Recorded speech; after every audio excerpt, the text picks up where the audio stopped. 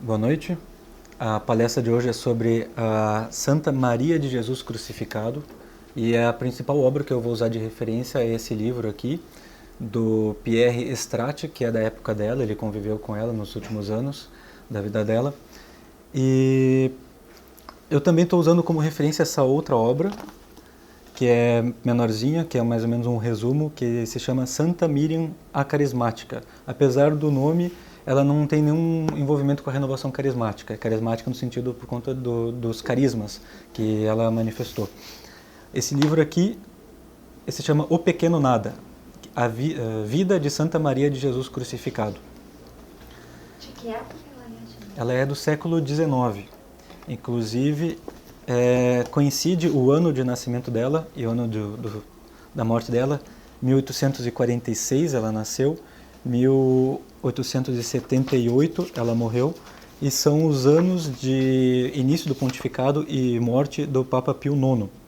Então ela viveu o tempo do reinado do Papa Pio IX. Ela morreu jovem, né, de 46 a 78, nem fiz os cálculos, dá 32 anos, né? 46 a 78, Então, ela nasceu na Terra Santa, na época que aquela região estava sob domínio do Império Otomano, na aldeia de Abelim, que é a antiga Zebulon, né, dos tempos bíblicos, de onde saiu a tribo de Zebulon.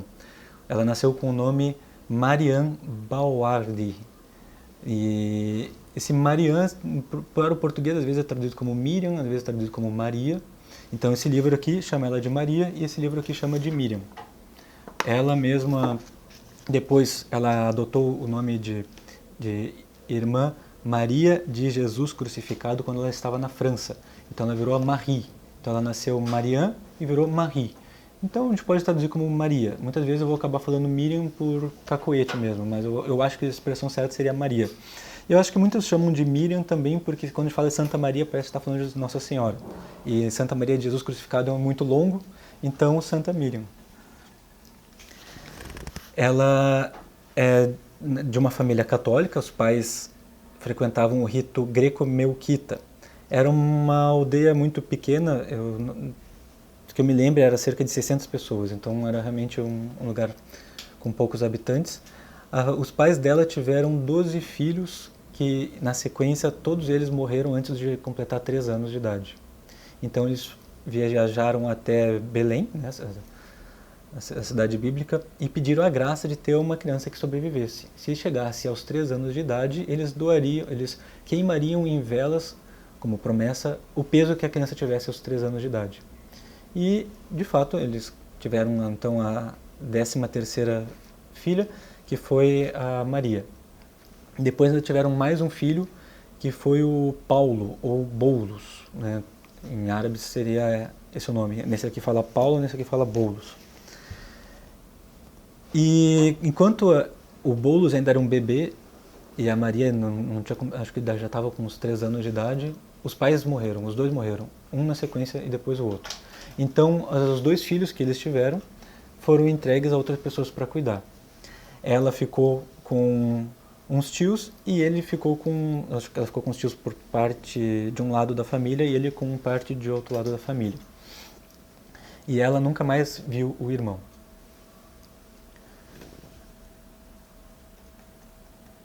Quando ela tinha 5 anos de idade, ela já estava sendo cuidada pelos tios. Ela, certa vez, ganhou passarinhos de presente. E ela, era uma criança muito especial, assim, ficou com pena dos passarinhos, queria cuidar bem dos passarinhos, deu banho nos passarinhos. Ela viu, os passarinhos não tomam banho, eu vou dar um banho neles. E eles morreram. Os passarinhos morreram porque não podiam ficar molhados, né?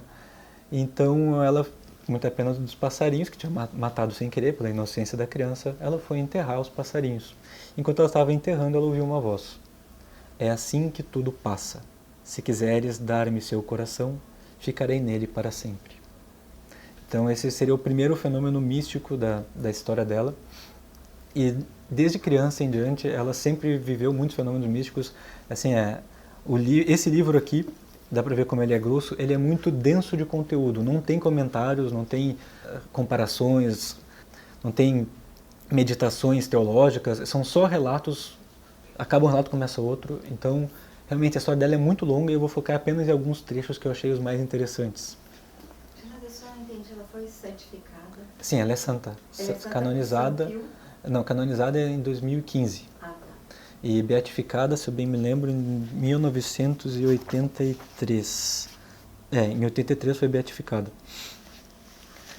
Então, só para resumir tudo que vai ter nessa aula, ela viveu fenômenos como levitação, dons de profecia, ela dizia as coisas que iam acontecer, inclusive ela antecipadamente sabia quando ia ser o voto dela, o voto de freira, e ela sabia também a data da morte dela. E ela dizia e realmente acontecia aquilo que ela dizia que ia acontecer.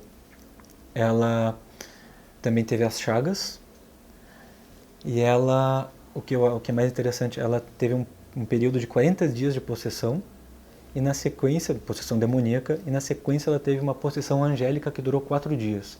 E isso é muito único, eu não lembro de nenhum outro caso de santo que tenha vivido uma possessão angélica. Mas é muito bonita essa parte. Então realmente dá para entender que é de origem divina tudo isso.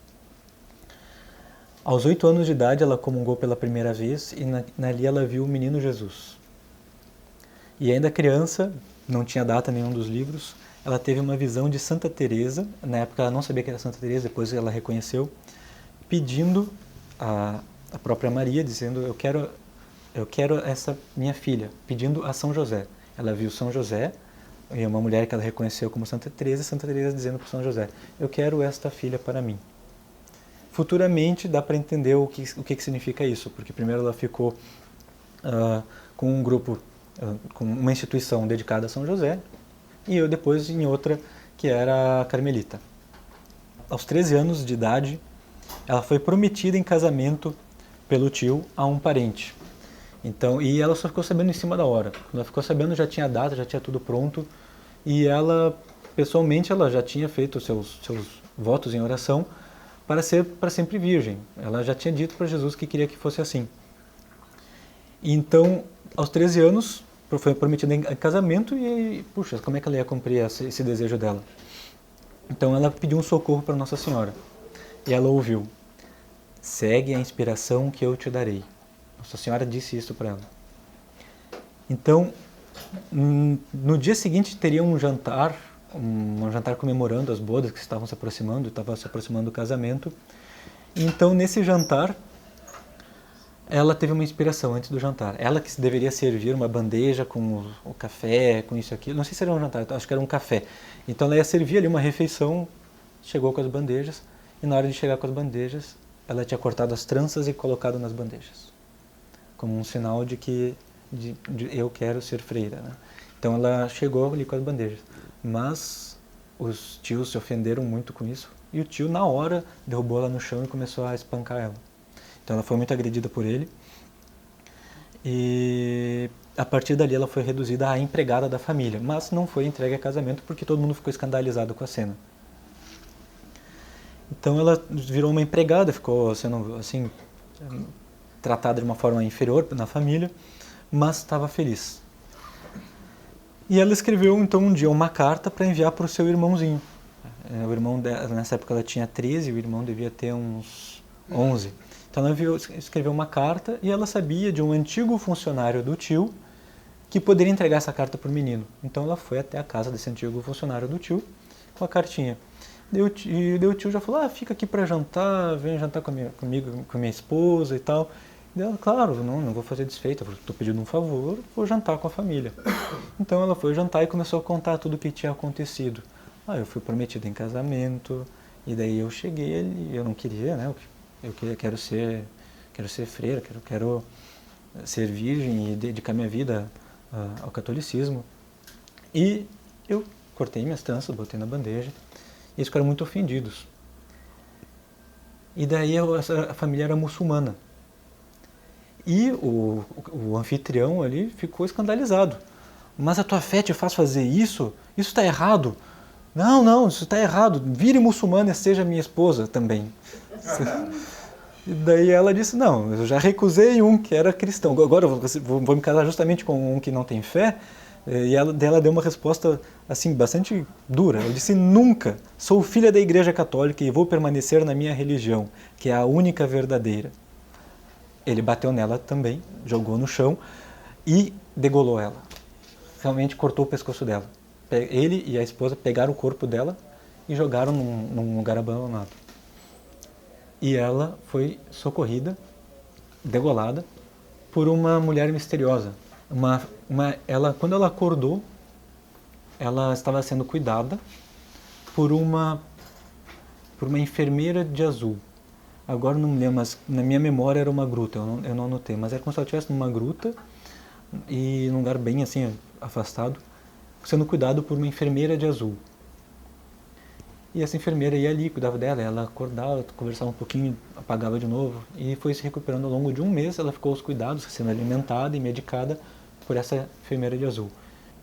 E durante esse tempo, até ela acordar, depois de ser degolada, ela teve uma visão. Ela tinha sido levada ao céu, ela viu a Virgem Maria, Santíssima Trindade, anjos, santos, e ouviu a voz: teu livro ainda não terminou. E quando ela acordou, ela estava lá sendo cuidada ela estava em uma gruta sendo cuidada pela enfermeira de azul. E ela viveu um mês ali, e essa enfermeira disse o seguinte para ela numa ocasião. Bom, ela fez um discurso mais longo, mas disse em certo momento. Começou a dar um monte de dicas espirituais e falou: quando te acontecer algo desagradável, pensa que é Deus quem o quer. Sê plena de caridade para com o próximo sempre. Deverás amá-lo mais que a ti mesma. Nunca mais reverás a tua família. Irás para a França, onde te farás religiosa. Serás filha de São José antes de te tornares filha de Santa Teresa. Tomarás o hábito do Carmelo numa casa, farás a profissão numa segunda e morrerás numa terceira em Belém. E daí ela disse ainda, essa enfermeira: os teus parentes procurar-te-ão. Tu mesma serás tentada a fazer com que eles te reconheçam. Toma cuidado, porque senão não terás mais a tua sopa. Sofrerás muito durante a tua vida. Serás um sinal de contradição.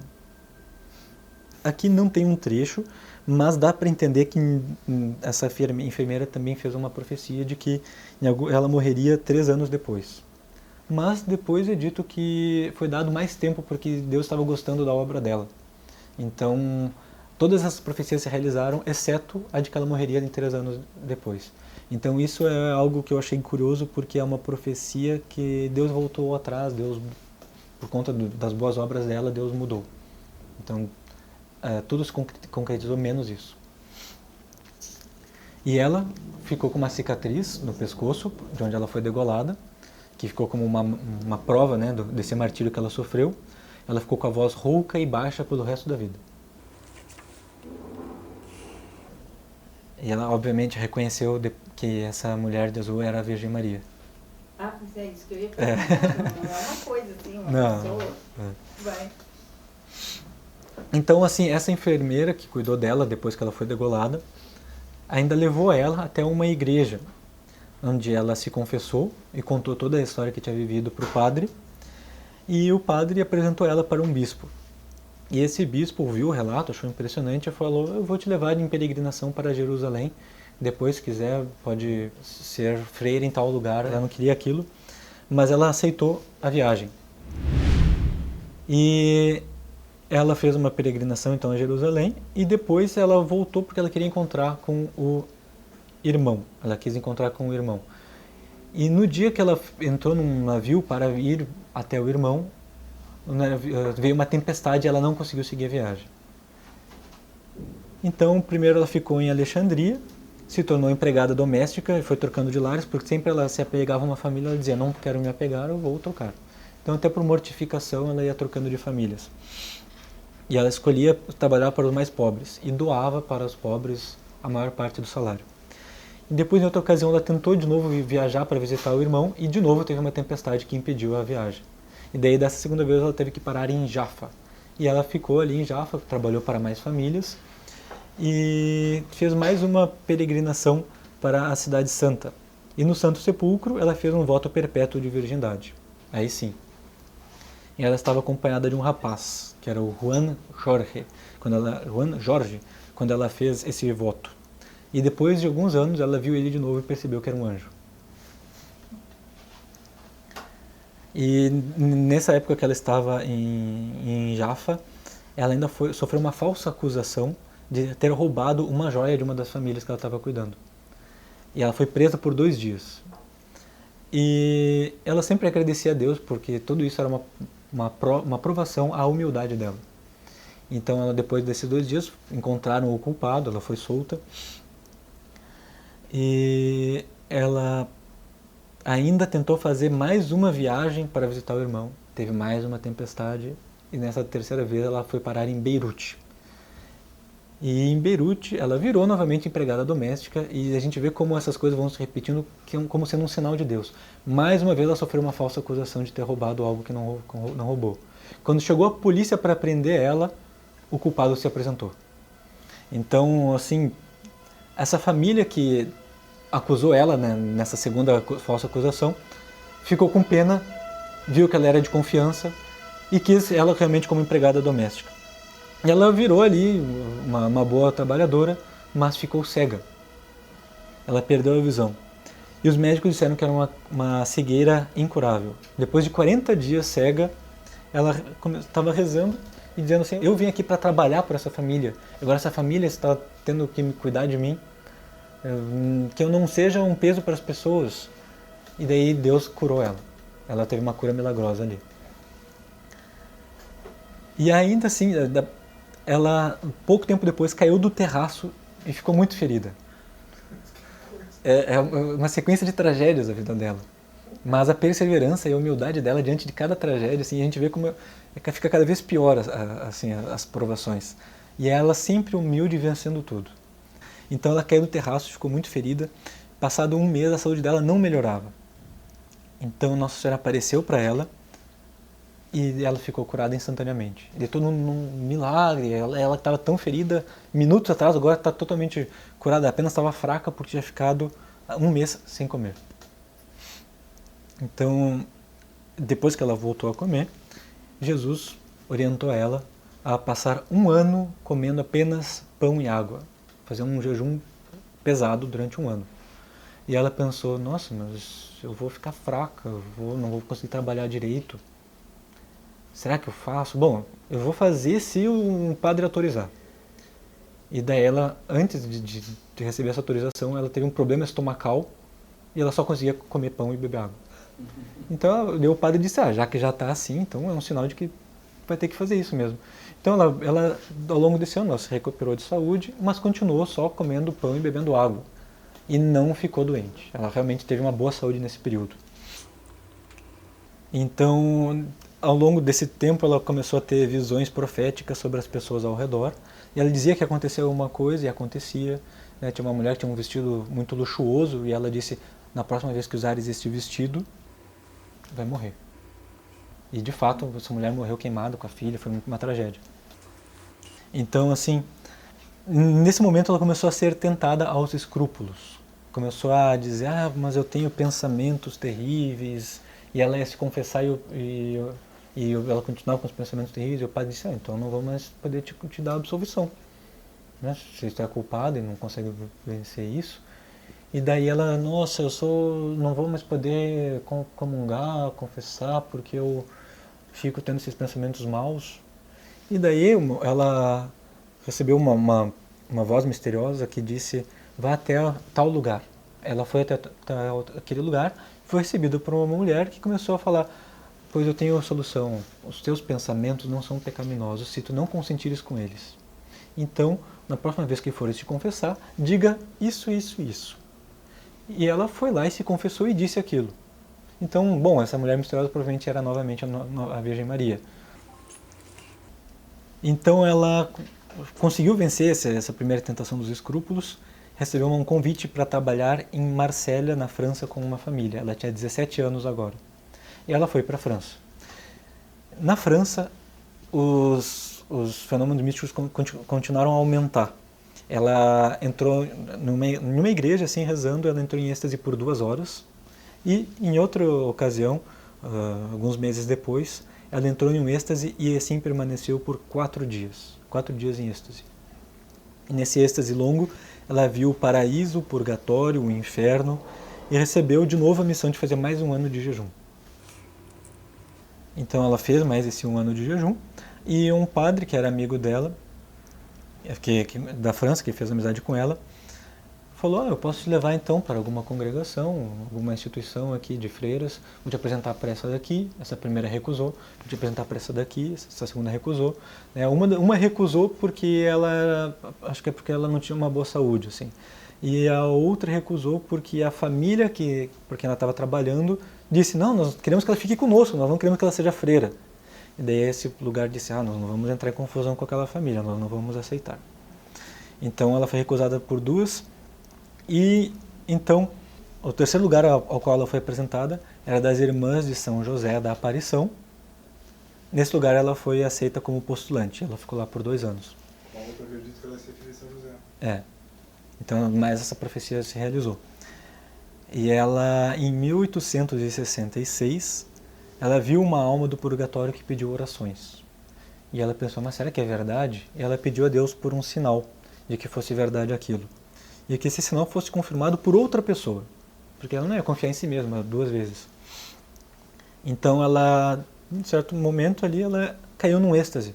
Ela foi buscar um negócio, estava demorando para voltar, foram ver o que tinha acontecido, ela estava em êxtase. Ela ficou nesse êxtase por 2h30 e foi encontrada pela mestra. E a mestra, quando encontrou ela e ela acordou, ela viu na mão da Maria, acho que estava o rosário e sangue. Tinha sido aberto o primeiro estigma.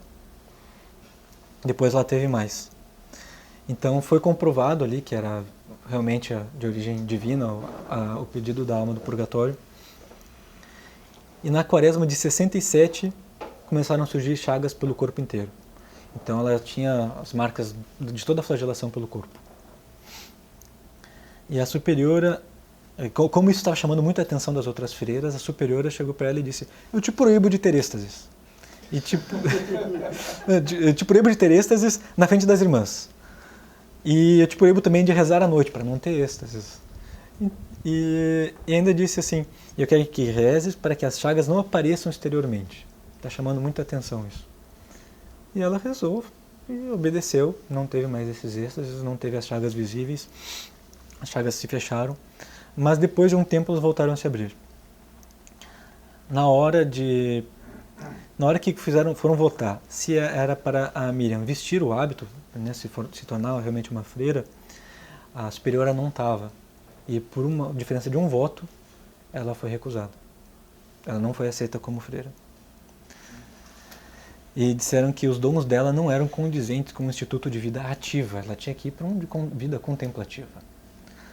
Então ela foi admitida num outro lugar, no Carmelo de Pau, se escreve Pau, né, mas é Pau que se pronuncia, na França, diocese de Bayona. E ela adotou o nome Maria de Jesus Crucificado, né, Maria de Jesus Crucificado. E então ela foi aceita lá e ela entrou sem revelar os dons. Ela não contou que tinha aqueles dons. Claro, ela só contou para a superiora e para o confessor. Nessa época ela tinha 21 anos.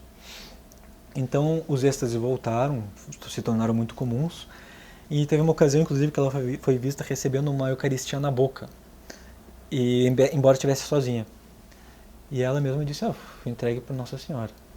Então eu achei muito interessante. Nossa Senhora entregou uma comunhão. Né? Bom, pode ser que Nossa Senhora tenha entregue através de um anjo. Né? Porque tem essa discussão, né? Se só padres e anjos podem dar a comunhão. Então, Nossa Senhora entregou. Bom, pode ser pela sua pureza, né? Ou pode ser que ela tenha ordenado um anjo. Não está claro isso. E ela continuava fazendo jejuns, né? Era pedido para fazer jejuns. E Satanás tentava impedir os jejuns dela. E derrubava ela. E agredia ela.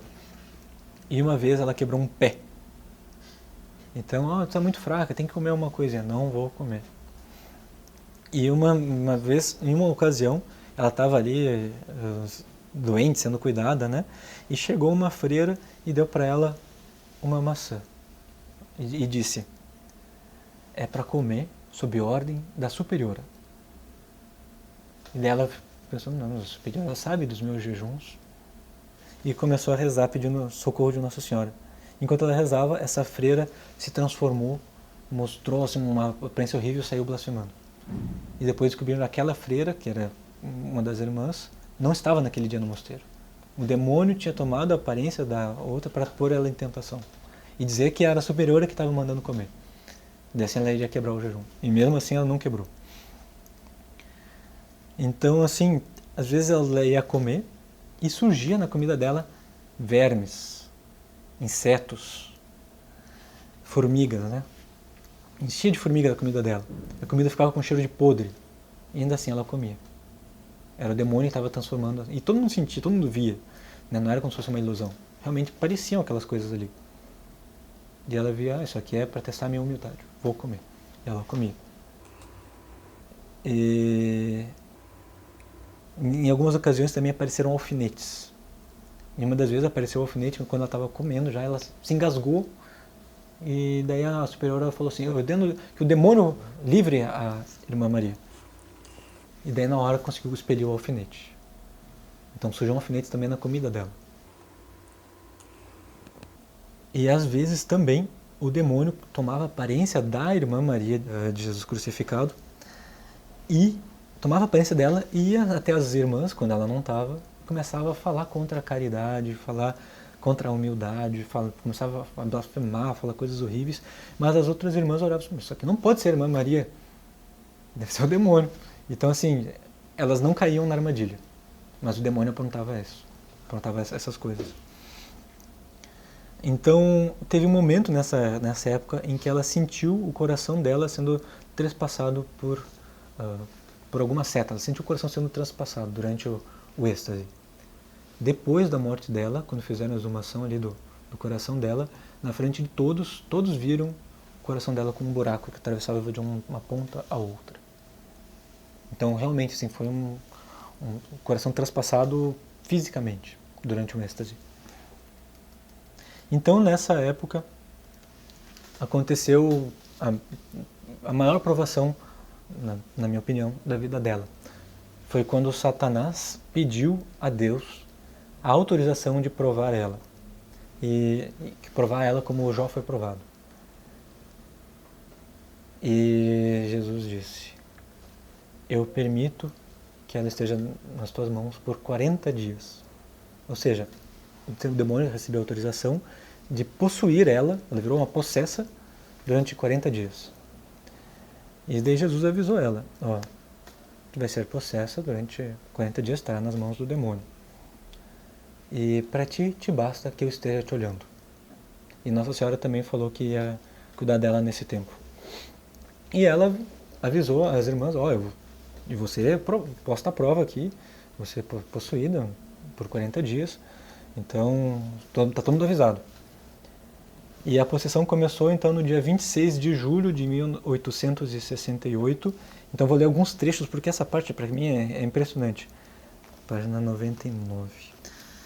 Então, assim, logo que começou a possessão, a expressão dela começou a escurecer, o rosto dela começou a ficar escuro, ela começou a tremer e começou a fazer umas caretas. E quando as pessoas estavam rezando ao redor, ela começou a dizer, isso é uma gagueira, que gagueira é essa? E quando as pessoas rezavam, ela pegava e jogava o terço no chão, né? O demônio fazia isso. E falava, que esse bando de estupidezes? Pegava, via uma freira beijando o crucifixo, dizia, imbecil, beija uns pedaços de madeira. Né? E falava assim, onde está a pequena árabe? Era assim que ela era chamada, pequena árabe. Ela mesma, pelos outros, era chamada de pequena árabe, né? Porque ela tinha vindo lá da região da Palestina. O termo palestino ainda não era usado para falar das pessoas, né? Um termo mais recente. Então ela era chamada de árabe. E o demônio chamava ela de pequena árabe. E ela mesma se chamava de pequeno nada. Ela sempre se dizia, eu sou um pequeno nada. Então o demônio também usa essa expressão contra ela algumas vezes. Então ela começou a se bater em si mesma. Uma hora pegou uma faca e disse, eu vou cortar os sinais feios, os estigmas. E começou a debochar de todas, começou a provocar todas, ofender todas elas. E essa primeira legião de demônios que possuiu ela, na verdade, foram 9 legiões de demônios que possuíram ela. Então essa primeira legião de demônios dizia: nós não somos maus, maus são os que vão vir depois. Nós somos apenas pequenos porcalhões, que ficavam só xingando, ofendendo, né, tentando machucar ela. E disse assim, os demônios disseram: o mestre, né, que é Deus, obrigou-nos a obedecer às 2 velhas, a priora e a mestra das noviças. Mas na semana que vem será preciso um sacerdote para fazer com que os que virão obedeçam. E na 3ª semana só os mangas violetas poderão submeter-nos, os bispos. Então, assim, o grau de dificuldade da possessão iria aumentar. Então, assim, vinha ali as superioras, faziam orações, a possessão diminuía, ela era libertada por um momento, depois ela voltava a ser possuída, faziam orações de exorcismo, né? Então, ela tinha momentos de possessão e momentos que ela voltava e falava algumas coisas. E rezava, e depois era possuída de novo e blasfemava. Então, uma das vezes que ela voltou ao normal, ela disse para o padre que estava ali: meu padre, onde estou? Meu padre, o bom Deus abandonou-me. Não amo mais a Deus, nem a Virgem. Todos abandonaram-me, até mesmo as irmãs. Então ela estava sendo tentada, ela estava sentindo que Deus não estava mais ali atendendo as orações dela. Mas Jesus tinha dito: basta-te que eu esteja te olhando. Então realmente foram 40 dias de possessão sem consolação. Ela não teve nenhuma consolação durante esses 40 dias, porque isso fazia parte da prova. E o demônio várias vezes queria fazer ela dizer: eu não aguento mais, eu quero o fim dessa possessão, me liberta. O demônio várias vezes tentou fazer com que ela dissesse isso: eu não aguento, que ela resmungasse. Então agora vem a grande luta. A luta era para que ela resmungasse, para que ela dissesse que não aguentava mais. E daí o padre ali dizia para ela, ela tinha dito: eu não consigo mais amar. Ela dizia: meu padre, eu quero sofrer sempre, não quero ofender a Deus. Se eu pudesse amá-lo um pouco, já estaria contente. E o sacerdote dizia: tu amas minha filha, faz um ato de amor comigo. Então ia rezando. E daí depois o demônio voltava, e essa luta foi se prosseguindo. E chegou um momento em que ela chegou a ficar fora da vigilância das outras freiras e se atirou de um lugar alto, lançou-se em um reservatório cheio de água. Então, assim, ela podia se afogar, se machucar, né? Era um lugar alto, e nada aconteceu. Nossa Senhora protegeu ela ali. E depois de 8 dias de luta, ela foi libertada, assim, por um momento, e pôde se confessar e comungar. E ela dizia o que ela estava vendo durante o tempo de possessão. Ela se via em um mar negro. Ela se via mergulhada num lugar escuro, numa água escura. Ela só via isso, ela estava no mar negro. Era isso, durante 40 dias ela só se via assim. Daí ela voltava, falava e acontecia de novo. E ela não conseguia ter bons sentimentos. Embora ter comungado, ela não conseguia ter bons sentimentos. Isso fazia parte da provação. Então teve um momento ali que ela teve uns 15 minutos de respiro, então entrou a 2ª legião. E ela continuava fazendo atos de oração, de amor, toda vez que ela conseguia voltar. E uma coisa interessante é que os demônios estavam proibidos de fazer com que ela dissesse ou fizesse alguma coisa contra a pureza. Isso foi preservado. Teve até uma ocasião em que, por conta de uma dessas agitações e batalhas contra o demônio, as pernas dela se descobriram por um instante e os demônios mesmo falaram: cobre de novo, porque a gente não pode deixar que isso aconteça. Então o demônio pedia que ela comesse, queria que ela morresse, né? E dizia: não, a nós não foi permitido que ela fizesse algo contra a pureza, mas a nós foi permitido tentar matá-la. Então eles foram tentando matar ela. Não deixavam comer, se arranhavam ela, e eram cortes profundos, assim. Parecia que fosse unhas de ferro que cravavam nela. E às vezes ela ficava surda, às vezes ela ficava muda, depois voltava. E daí quando ela ficava muda, a superiora dizia assim para ela: por obediência, fala. E ela voltava a falar. Ela ficava surda. Por obediência, ouve. Ela voltava a ouvir. E tentavam fazer o demônio falar em latim, né? Começavam a dizer: te obrigo a falar em latim. Os superiores dela, os padres, te obrigo a falar em latim. E o demônio disse: não, nunca consentirei nisso. Essa língua maldita faz-me sofrer muito. É contra mim. Então já sabem, né? Quem é contra o latim é o demônio.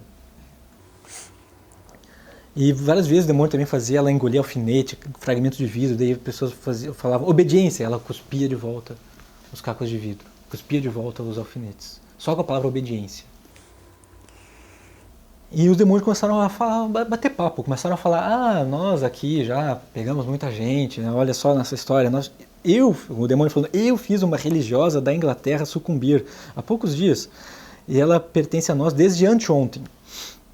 Segundo a nossa tática habitual, quando assediamos uma alma consagrada a Deus, começamos a tentá-la em coisas pequenas.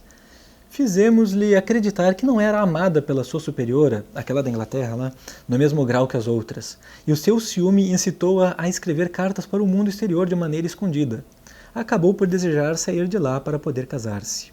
Quantas almas que estão em religião nós prendemos nas nossas redes, sugerindo-lhes o pensamento que ninguém as julga boas, que ninguém as ama. Então, assim, eles iam falaram vários casos de pessoas que eles tentaram e conseguiram afastar do bom caminho. Então, tem vários relatos, assim, de pessoas que eles pegaram. E alguns também que elas não pegaram, estava outra lá, a gente não conseguiu. Então, essa parte tem vários relatos interessantes. E daí, uma parte que é interessante é assim. Jesus prometera a Satanás que entregaria a Maria, de Jesus crucificado, se o demônio conseguisse fazer com que ela dissesse uma só vez no seu estado normal, não no seu estado de possessão. Se ela dissesse uma vez no estado normal: Senhor, basta de sofrimentos. Em algum momento, se ela dissesse: Senhor, basta de sofrimentos, Jesus ia entregar ela nas mãos do demônio. Então esse espírito demônio estava certo da vitória, começou a fazer ela tentar pronunciar essas palavras, ela não conseguia, né? Foram 40 tentativas, em que todas as 40 vezes, ela só dizia: sempre sofrer mais por ti, ó Jesus. E o demônio fala, ela: sempre sofrer mais por ti, ó Jesus. Então o Satanás pediu permissão de Jesus para tentar mais 3 vezes, mas agora dizer as palavras: eu sofro. E Jesus disse: pode renovar a prova 7 vezes. E daí ela vai a Satanás, 7 vezes tentando, 7 vezes foi derrotado. 7 vezes ela louvou a Deus de novo e ofereceu os sofrimentos. E ela exclamou 7 vezes: eu choro, ó Jesus, por não sofrer o bastante por ti. Então, assim, o próprio Satanás o próprio demônio já estava furioso ali. Ela chamava o demônio de Satanás. Só que depois dá para entender que ela estava chamando de Satanás, que não era Satanás, porque de um momento mais tarde o demônio diz: o próximo vai ser Lúcifer. Então não era Satanás, mas ela chamava ele assim.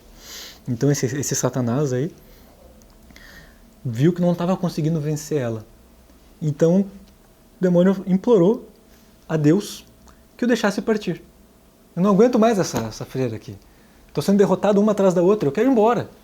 E Jesus respondeu: não, combinado é 40 dias. Vai ter que ficar aqui 40 dias. E o demônio ficou desesperado, assim, bom, então vamos seguir a aprovação, né? Mas é muito interessante, o demônio não queria mais ficar possuindo ela. Essa parte é muito interessante. E Jesus disse, né, tu pediste-me para possuires o seu corpo durante 40 dias, só o deixarás depois desses 40 dias.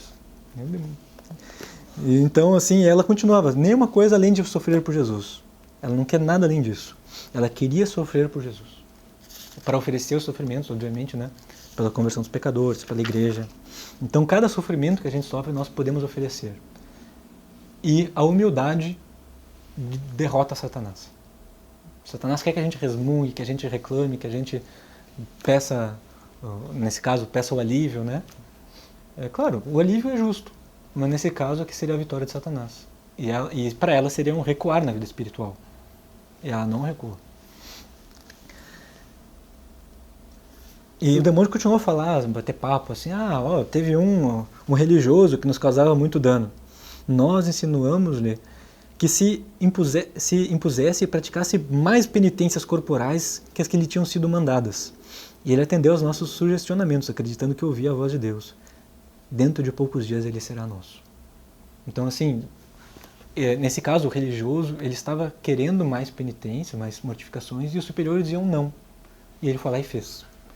Nesse caso, ele foi entregue aos demônios, por desobediência. Então, voltando às batalhas, o Satanás pediu a Jesus que deixasse ele tentar 5 vezes fazer com que ela dissesse: não consigo mais falar. Só resmunga isso, não consigo mais falar. E o Senhor concedeu. E não conseguiu, ela continuava dizendo: sofremos pela rosa, a Santa Igreja, rompemos este nosso corpo por Jesus. Sofrer e ser desprezada até o fim do mundo. Eu desejo só Jesus e sua santa vontade. Só poderei dizer que faço essa vontade quando o meu corpo estiver despedaçado, transformado, por assim dizer, em farinha pelo moinho do sofrimento. Jesus deu-nos este corpo, esmaguemo-lo por ele. Então, assim, coisas bonitas ainda. E o demônio, depois dessa frase, começou a se contorcer, se humilhar, assim, todo derrotado. E ao redor começou a surgir ali o abade, começou a debochar do demônio. Então, este és tu, espírito soberbo, foste vencido por uma menina, tu, o primeiro e mais belo dos anjos, como caístes baixo? Então, assim, realmente é uma batalha emocionante, assim, de ir lendo. Então, de novo, o demônio disse: quero agora 20 vezes tentar fazer com que essa freira diga: eu sofro, estou sufocada. E Jesus respondeu: permito que tente 30 vezes. Então, de novo, assim, os demônios começaram a se encorajar. Coragem, vamos lá, vamos tentar vencer agora. Nós vamos conseguir, vamos fazer ela dizer eu sofro. Vamos copiar ela até ela dizer que ela sofre. E daí, depois desses golpes, ela disse: dou o meu corpo àquele que o deu a mim. Daí chegou a enfermeira, levou algo para ela beber. E ela disse: nenhum alívio. Então, começou mais um ataque, os demônios começaram a ferir ela, feridas profundas, e ela começou a cuspir sangue pela boca, pelos machucados do demônio. E a legião infernal ainda começou a falar, gritar blasfêmias, mas como eram os demônios falando, não contava, tinha que ser ela falando. E depois desses ataques, cuspir sangue, ela disse: agora bendirei a Deus. Sê bendito, meu Deus. Então, mais assim, teve mais um ainda, terceiro assalto do demônio. E a cada vez ficava maior e cada vez ela dizia coisas mais bonitas. E sempre se humilhava, se aniquilava e dizia: eu não sou nada, nada mais que pecado. Na terra tudo serve para alguma coisa. As próprias pedras têm sua utilidade. Eu não sou boa para nada. E a visão do meu nada me desprende de tudo, principalmente do meu corpo. Eu queria que esse meu corpo fosse despedaçado para Jesus. Só desejo amar a Jesus em silêncio, observar a regra em silêncio. Então, assim, ela queria se aniquilar. E toda a vida mística é isso, é aniquilar-se, é ser um nada. E por isso ela se dizia um pequeno nada. Não é só um nada, é um nada pequeno, é ainda menor que o nada. Então o demônio tentava tudo e não conseguia, e daí uma hora o demônio foi lá até uma árvore, começou a chacoalhar a árvore de tanta raiva, assim. Já não adiantava mais chacoalhar a Santa Maria, começou a chacoalhar uma árvore. E daí as pessoas foram ali e começaram a tentar impedir o demônio de chacoalhar aquela árvore. E o demônio disse: me deixa em paz, eu não faço mal nenhum, essa aqui é uma árvore. Veja. E o fruto aqui, que for podre, vai cair, mas o fruto bom vai ficar. E é assim com o mundo. Nós chacoalhamos o mundo, os maus caem, os bons ficam. Então até uma informação interessante vindo da palavra do demônio, né? Mas é legal isso. Solta essa árvore. Não, me deixa em paz. Essa árvore aqui é uma árvore, né? Catequese do Catequese. O demônio foi... Todos viram o demônio. Não, vinha pela boca dela, né? O demônio falava assim. Tava lá chacoalhando a árvore. Para de chacoalhar aquela árvore. Não, deixa em paz. Então, assim, veio então o último combate. em que o Satanás pediu permissão de fazer ela sofrer 100 novos ataques. Que ela soltasse qualquer lamento que fosse. Qualquer lamento que fosse. Então foi terrível, ela cuspia sangue pela boca de novo, assim. E enquanto ela estava possessa, ela cuspia na cruz, blasfemava, voltava ao normal, louvava a Deus. E então o demônio ainda dizia para todo mundo assim, a gente vai matar ela, nós somos 100, eram 100 demônios naquela hora. Então aqui teve um momento em que o demônio de novo assim, começou a desistir. Eu perco tudo, vou pedir ao mestre que deixe que eu não tente mais. E daí depois voltou. O mestre disse que eu tente até quando eu quiser. Bom, então vou continuar tentando ela. E ela continuava dizendo assim, Satanás, sabe quais são os nossos recursos para vencer-te? O primeiro é a água benta. Se é tomada com fé, ela faz com que fujas. O segundo é a humildade. E o terceiro a pobreza. Era assim que ela... essa parte interessante. Desde há 6.000 anos tu tentas as almas. Isso é indiscutível. Vai-te embora, Satanás. 6.000 anos é a idade do mundo, segundo a tradição. Né? A gente já tem uma aula aqui no Centro São Miguel sobre isso. E aqui, uma hora ela diz, Satanás, este nome que te dou é ainda demasiado bonito para ti. Chamar-te-ei de estrume. Se o mundo te conhecesse, desprezar-te-ia. Sim, tu és apenas estrume. Desprezo a Satanás, amor a Jesus. Ofereço-me pelos pecadores. Nesse momento, a cama de ferro onde ela estava, já estava toda destruída. E foi preciso colocar ela em outra cama. Então, em um momento ali, o demônio disse, para trás, Lúcifer está vindo. E essa é a última tentação, o último a possuir ela era Lúcifer. Se ficar desperto da árabe, sereis queimados. Diz para todos, sereis queimados todos, porque Lúcifer está vindo. Então, todos se afastaram, e o rosto dela começou a ficar vermelho, como fogo, e depois ficou preto. Ela ficou totalmente preta. O rosto e as mãos dela ficaram totalmente pretos. Então ela começou veio um cheiro de enxofre, ela começou a gritar e o som parecia de um som de trem, um apito de trem, assim, pela altura do som, dos gritos dela possuída. E depois acabou a luta e a batalha acabou, ela venceu, obviamente. Logo que o Lúcifer foi embora, a feição dela ficou muito bonita, angélica, veio um cheiro de perfume, acho que era de rosas, e começou então ela, com aquela voz angélica, começou a falar, dar orientações espirituais para todos, tratar todos com carinho, e falar, para você vencer isso, você precisa fazer aquilo, para você vencer aquilo, você precisa fazer tal outra coisa. Começou a dar várias dicas espirituais para todo mundo, e começaram a perguntar, mas quem que é que está falando? É o santo tal? É o santo tal? E eu pensei, não, é um anjo. Ele dizia, eu sou o espírito de Maria. No final ele disse, eu sou o espírito de Maria, eu sou o anjo dela. Ela sempre livrava os demônios sem ajuda de exorcismo? Não, eles faziam exorcismo, mas é claro, a humildade dela era mais forte. Né, porque o exorcismo afastava o demônio, ela voltava, e daí na verdade é aí que ela era tentada. Depois do exorcismo é que ela era tentada, porque daí ela já era ela mesma, né? Enquanto era o demônio não contava o que ela dissesse, mas depois que ela voltava, aí sim contava. Então, o anjo começou a dizer assim, a observância da regra, a regra do convento, vale mais que todos os estados extraordinários, vale mais do que ter os estigmas, vale mais do que fazer milagres. Todas as que respeitam a regra são filhas prediletas, é o que diz Maria e depois dela Santa Teresa. Praticai a obediência.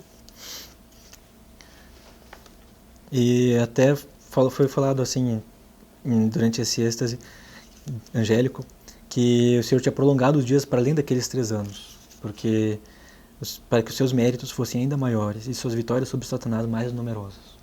Então por isso que aquela primeira profecia não se realizou.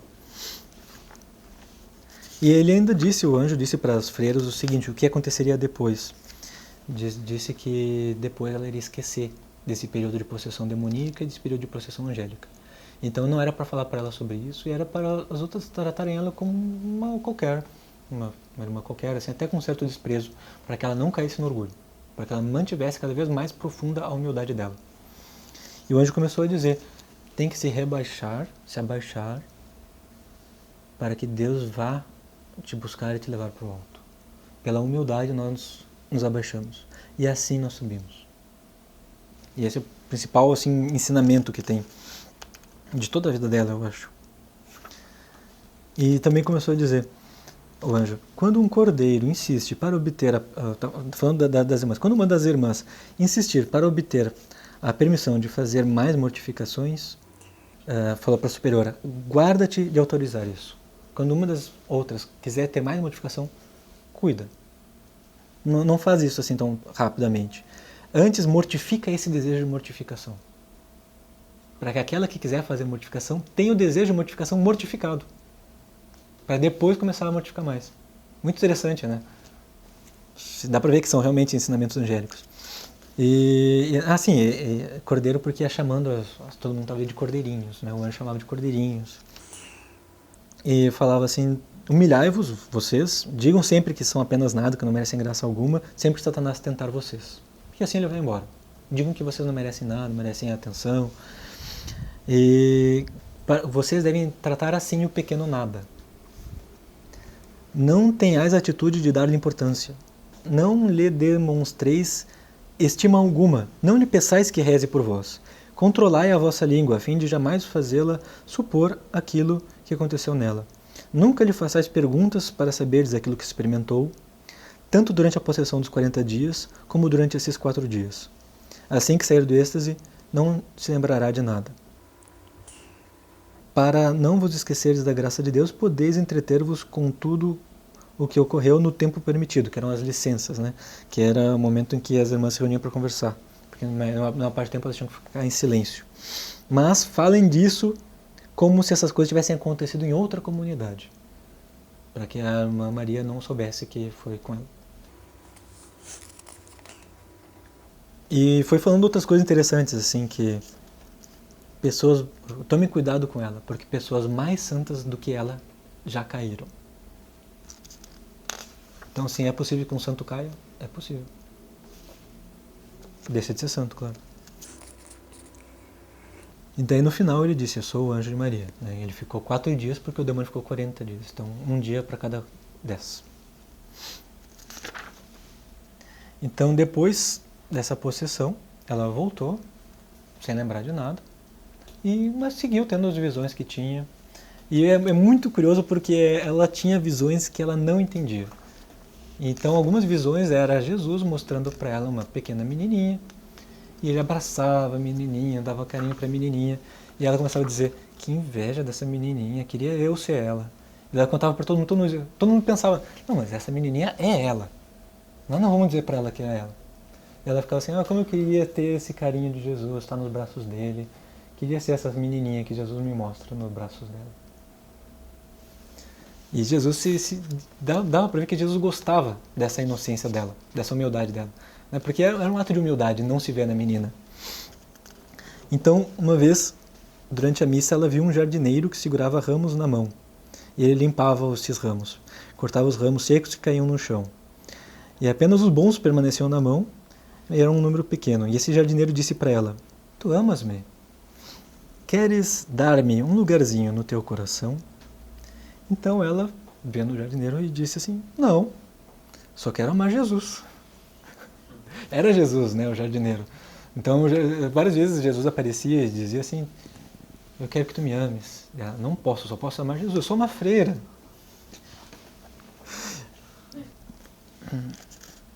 Então a irmã contava assim, o jardineiro voltou durante a oração da tarde, e ele segurava nas mãos um bastão comprido com uma pequena cruz na extremidade, e disse-me, dilata um pouco o teu coração para dar-me um lugar nele. Embora eu seja grande, tu podes fazer que eu entre nele.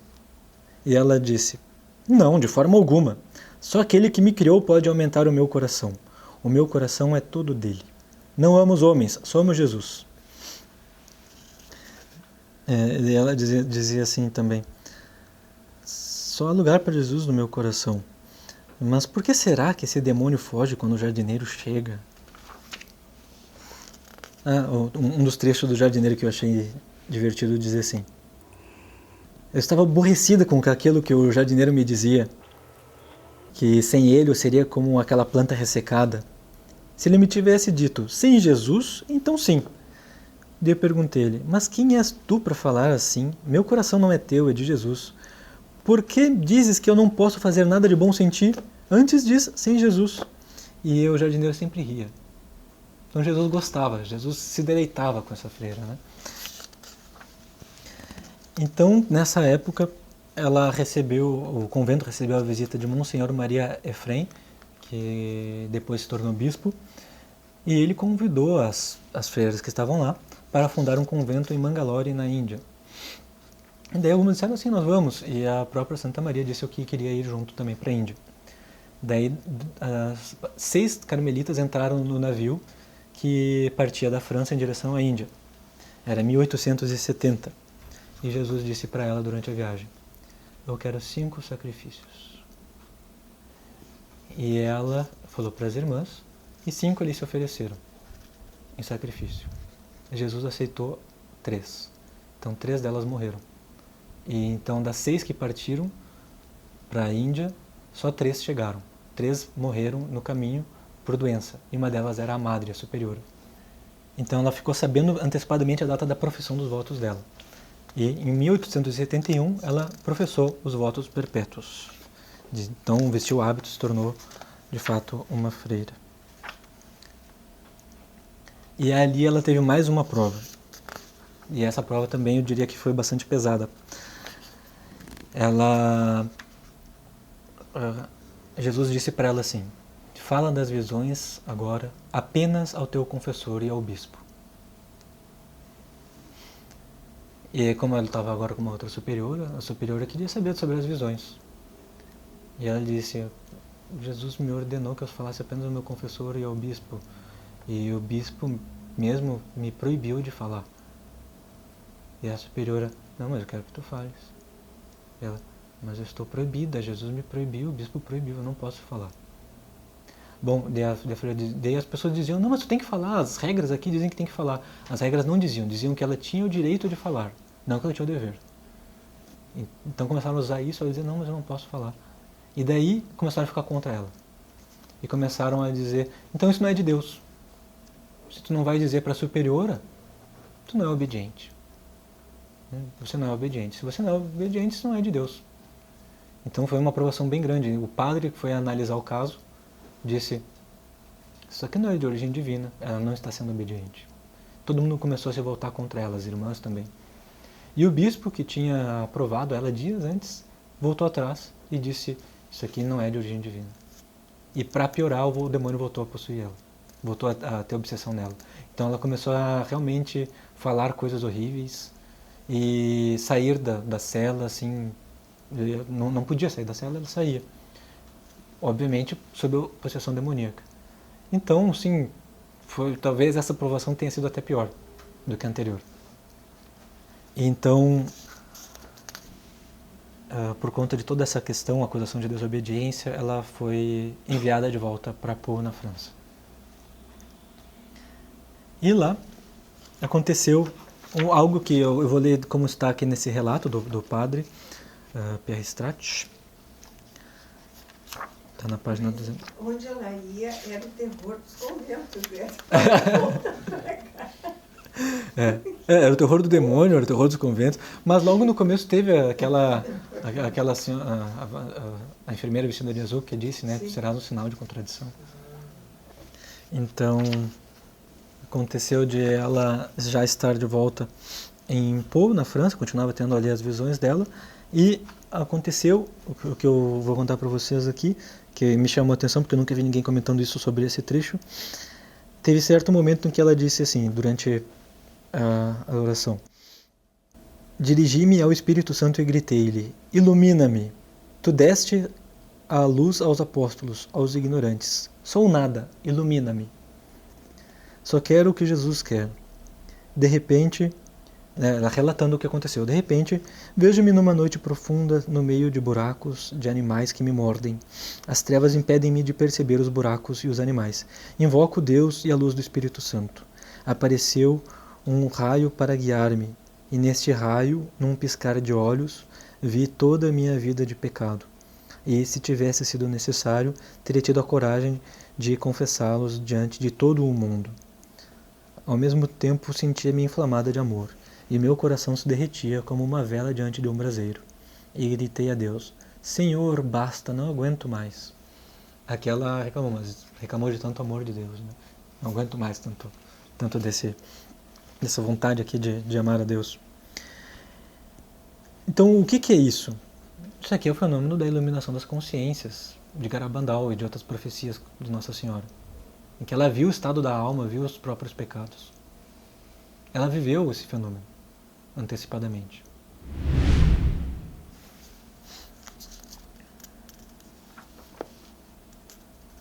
E nessa época também, ela ia dizendo outras profecias, e uma delas, ela começou a dizer também do grande castigo que se aproximava, e falou que Deus disse assim: porque as boas almas ainda são muito fracas e as suas raízes estão ligadas às das daninhas, se eu arranco as daninhas, as boas serão danificadas e ressecarão. Quando as boas estiverem fortes, arrancarei tudo o que há de daninho. Agora a paz é construída sobre a areia. Mais tarde, fixá-la-ei sobre a rocha sólida, e nada poderá removê-la. A França está no centro do meu coração. Em outra ocasião dizia que a França ainda iria triunfar, né? Ia cair em pecado, mas depois triunfar. E nessa época, ela começou a ter fenômeno de levitação. E essa parte também é muito curiosa, porque no dia 22 de junho de 1873, ela foi encontrada pela primeira vez no cume de uma árvore muito alta. E cantava sobre o amor, flutuando ao redor da árvore. Cadê a irmã Maria de Jesus crucificado? Tá lá, ó, flutuando ao redor da árvore cantando. Então a priora viu aquilo ali e obrigou ela a descer. Disse: obediência! E ela desceu. Mas uma sandália ficou presa na árvore. E ela não lembrava desse êxtase. E eu, como é que a minha sandália ficou presa no alto daquela árvore, assim? E daí as outras freiras não queriam que ela soubesse que tinha levitado, começavam a inventar uma explicação. Pois é, né? Eu não sei o que aconteceu, mas talvez tenha sido isso, talvez tenha sido aquilo. Então ela ficou sem saber. Mas em uma outra ocasião, de novo, ela voltou várias vezes ela voltou a levitar. Em uma das vezes que ela levitou, ela estava ali em êxtase, dizia que era o cordeiro que a atraía, e ela estava no alto da árvore, e a priora viu aquilo ali e disse assim: desce. Ela hesitou um instante e desceu. Esse hesitar um instante, em um estado de êxtase, foi uma desobediência. E de repente o cordeiro desapareceu da visão dela. E ela só conseguiu descer com dificuldade, embora o êxtase não tivesse terminado. Chegada no chão, ela pediu perdão à priora e às demais irmãs pela desobediência de ter demorado alguns segundinhos para descer da levitação. Então aqui ela realmente já tinha noção do que tinha acontecido, né? E começou a pedir perdão pela desobediência a toda a criação, começou a chorar, perdão ao céu, perdão estrelas, perdão terra, perdão Eros, perdão árvore, até para a árvore ela pediu perdão. Então, assim, se dirigiu àquela árvore, testemunha da desobediência dela,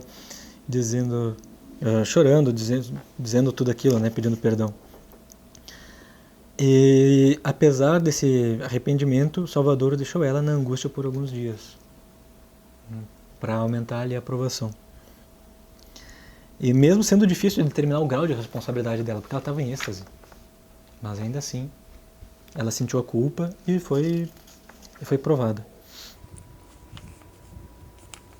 E uma frase dela que ela falou que seria polêmica, assim, mas que eu marquei aqui porque me chamou a atenção. Em um momento de êxtase ela começou a dizer: no céu as árvores mais bonitas são as que mais pecaram porque se serviram das suas misérias como um adubo que circunda o pé. Então a alma que conseguiu chegar ao céu, apesar dos pecados, venceu os pecados e é uma alma bonita aos olhos do céu. Achei curioso, né? Porque é uma árvore que foi adubada pelo pecado. Muito interessante. Então, ela ficou sabendo antecipadamente o dia da morte. Mas antes da morte ainda, ela teve uma última missão. Jesus disse para ela que queria a fundação de um mosteiro de carmelitas em Belém, na Terra Santa, e que era para ela ir junto. Só que assim, não tinha mosteiro em Belém, e todo mundo dizia, isso é impossível. Uma terra de muçulmanos, fazer um mosteiro de freiras, mulheres contemplativas, isso aqui é arriscado, é perigoso, né? Mas ela dizia, bom, se Jesus está querendo, ele vai dar um jeito. E de fato, na verdade, sempre quase dava certo. E parecia que ia dar certo, esse novo convento não dava certo. Parecia que ia dar certo, não dava certo. Então ela começou a desabafar na oração. E ela disse assim, essa conversa dela com Jesus eu achei muito interessante. Ela disse assim, Senhor, Tu és sempre o mesmo. Faz tempo que me pedes essa fundação. E mais uma vez, no momento em que tudo parecia ter dado certo, tudo caiu por terra. É impossível que Tu sejas Jesus. Jesus não é assim. Ela estava aborrecida e não foi nem olhar. Então, assim, Jesus aparecia para ela, dizia que queria aquilo ali, ela falava, não, mas se fosse Jesus, já ia ter conseguido. Então, não é Jesus. Virava para o lado, como uma criança, né? E como é que Jesus reagia?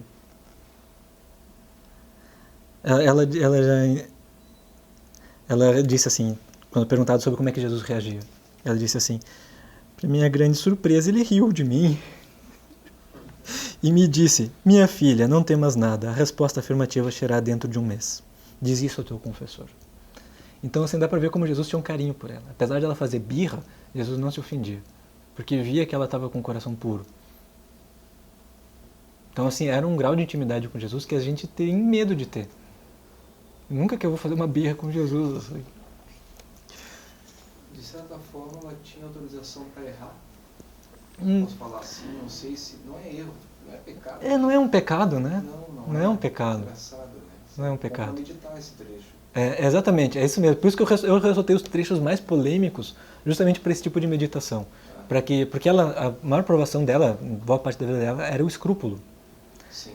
E a gente também às vezes cai no escrúpulo. Sim, claro. Né? E eu vou falar uma polêmica ainda mais grave daqui a pouco. Só que não tem escrúpulo. E daí, depois que Jesus disse isso para ela, ela disse assim, era Jesus, estou certa, Jesus nunca me enganou. Então, em 1876, foi inaugurado o convento em Belém, e agora ela já estava em Belém, na Terra Santa, e houve uma outra situação que eu achei muito polêmica, mas que eu vou trazer aqui. Durante as provas dela, uma das vezes o confessor dela, o padre Lázaro, ordenou a ela que, quando estivesse no êxtase, cuspisse em tudo que aparecesse. E daí apareceu Jesus. E o que ela fez? Ela estava rezando no êxtase e apareceu Jesus. E ela cuspiu. Ela cuspiu no Jesus que apareceu para ela em êxtase.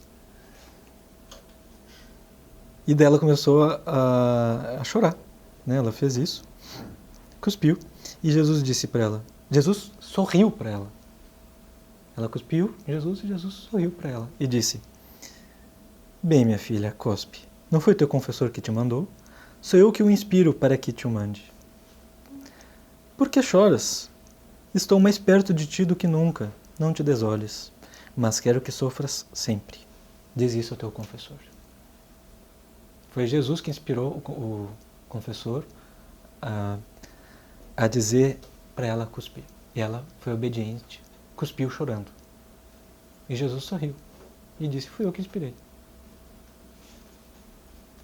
Interessante, né? Para testar o grau de obediência. Porque para ela o grau de obediência é um voto, né? É um voto. Pois é, mas tem uma hierarquia aí, né? Tudo bem, a hierarquia do convento está ali, da vida religiosa dela. Mas, eu não sei, acho que era melhor ela ter perguntado para Cristo assim, olha, posso, me desculpa, mas eu tenho aquela ordem. Pode ser. Exatamente. A humildade é a única coisa que... não lembro se está nesse livro, mas em algum lugar eu li. A humildade é a única virtude que o demônio não consegue disfarçar. Ele consegue disfarçar qualquer outra, mas a humildade ele não consegue.